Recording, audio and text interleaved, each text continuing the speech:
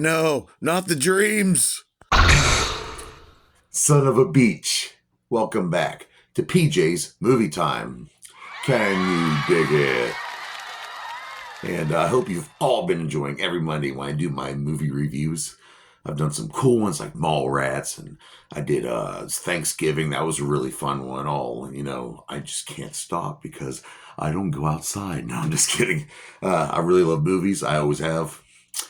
Love every genre, except for pretty much like every genre. I can find something in every one. And that's what's really cool about movies. And I'm going to tell you what, today I'm going to review quite a weird movie. To say the least, this is a strange movie. It's a little surreal. You really don't know what's going on. Is it happening in his head? Is it, but this movie is called Dream Scenario, which came out in 2023. It is an A24 Studios film. Love they those put out some guys. bangers like Pearl and X, among some others. We got Nicolas Cage starring in this, and it's pretty much plays a biology professor, and he's very insecure, very boring. He's kind of a loser, and he's noticing everyone around him is dreaming about him. It is written and directed by Kristoffer Borgli, who also did Sick of Myself, and it is produced by Ari Aster, who we've talked about before. I did Beau is Afraid, which he wrote and directed. Really, really weird movie there. Yeah. Very dreamlike too. A lot of the dream scenarios it's always been a thing because aren't movies just a dream we're all just kind of sharing as we watch it, in a way. And so Ari Aster also did Hereditary and Midsommar. And I'll tell you what, this is really up their alleyway because it's a weird movie. And who's starring in this motherfucker? Well, this really hot babe, Dylan Jalula. Playing Molly. Beautiful babe. Good actress. Really enjoyed seeing her on here. Of one of my favorite SNL cast members, a funny comedian, Tim Meadows, playing the boss, Brett. We also have Dylan Baker's creepy ass in this movie. He almost played the lizard in Spider-Man. Michael Cera is in this movie. He plays Trent. He's an executive, like social media, like trying to make lots of money off, promoting stuff. He's kind of a snake. And he was in the Barbie movie, which I also reviewed. And he's also in Super Bad, which is one of my favorite comedies put out in the last 20 years. Pube salad. And we have Julianne Nicholson, playing Janet, the wife of Paul. And Paul is played by Nicolas Cage. And Nicolas Cage, yes, maybe he's a vampire because he's been around forever. He barely ages. I think he's starting to show some age. I think he's still human.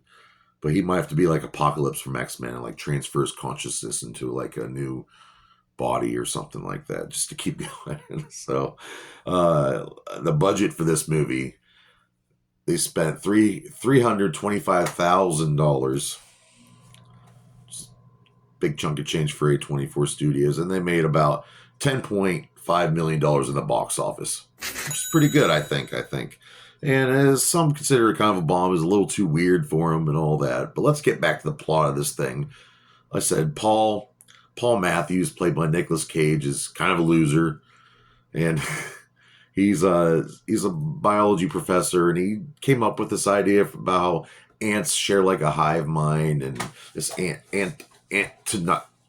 technology or whatever, and it just didn't go through. But a girl he dated, she ended up stealing his idea, and so he's just doesn't feel like he's gotten his fair rub in the world. And it's the movie starts off with his daughter having a dream about him, and he's just watering the grass, the plants or whatever, and things just start falling from the sky. And then all of a sudden the gravity gets turned upside down, and the girl starts floating away, and she's yelling, "Dad, help me," and he doesn't do shit.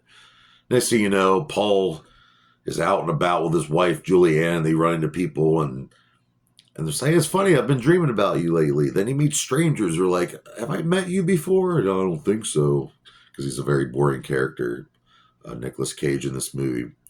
And they're dreaming about him. It becomes a thing. And all these dreams, like there's crazy things happening. Like this one guy's being chased through the woods, by this killer. And then Paul shows up. And he's just watching what's going down, not helping out at all, just letting all the murder happen.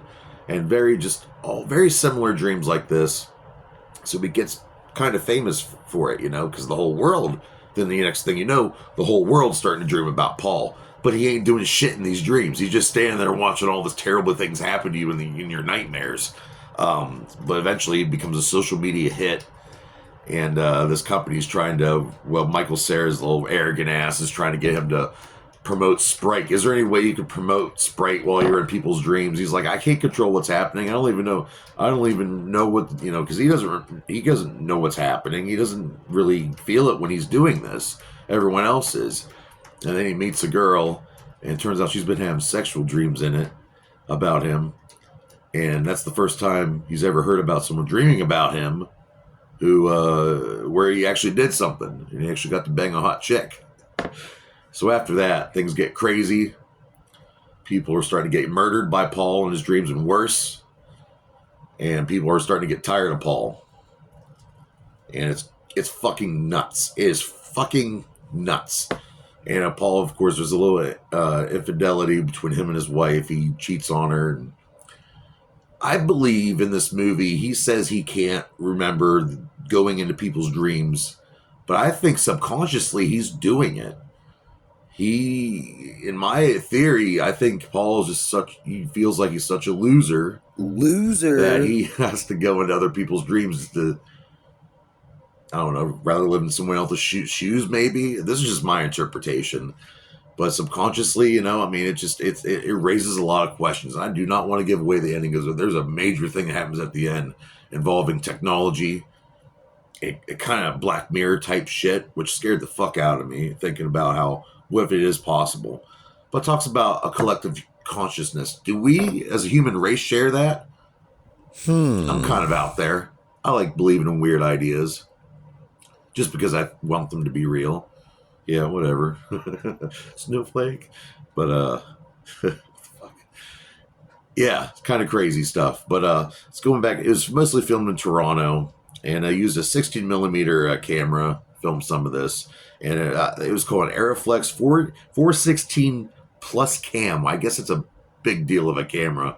And they had to, they went and transferred it all, and because everything's in 4K. There wasn't much information about this movie I could find. There's a detail for you. Cinematography was made by Ben Loeb. He also did some cinematography for Beau is Afraid. He did some of that, yeah. He didn't do the animation scene, but he had a big hand in that movie, and thank you, because that movie's, I'm going to have to watch it again, honestly. But the scary implications of this movie, like I said, just diving into your conscience. What if we could go into other people's dreams? I mean, what if you walk down the street one day, you went to Walmart, you went to go pay your gas bill. I had a dream about you, dude. Then you go to another place, I had a dream about you, man. It would rock your fucking world. And it kind of got to Paul's head in this movie, so it really makes you think. So, what do I rate this? This is a pretty good movie. What do I rate Dream Scenario, starring Nicolas Cage? I'm gonna have to rate this movie 2.5 out of 5 dog dicks. And that's a pretty good rating. So, join me here next week on PJ's Movie Time. And I'm finally going to get into some David Lynch shit. Yeah, I talk about David Lynch and Twin Peaks and Wild at Heart all the time. But next week, I'm going to finally review a David Lynch movie. I will give you 5 choices here in the next few days. Check me out on my social medias. Big shout out to everyone. Juggalo Ninja Network. Of course, the Bozak Nation. Fago lovers, all you motherfuckers, Almost Hatchet Gear. Psychopathic Museum. Family. I love all you people. Long live evil. 8 legs, you still owe me a damn purple drink. All right? I drank it. It was delicious. You should have bought me another one. I wanted to get white girl wasted with you. Maybe next time. All right. Next time on PJ's Movie Time.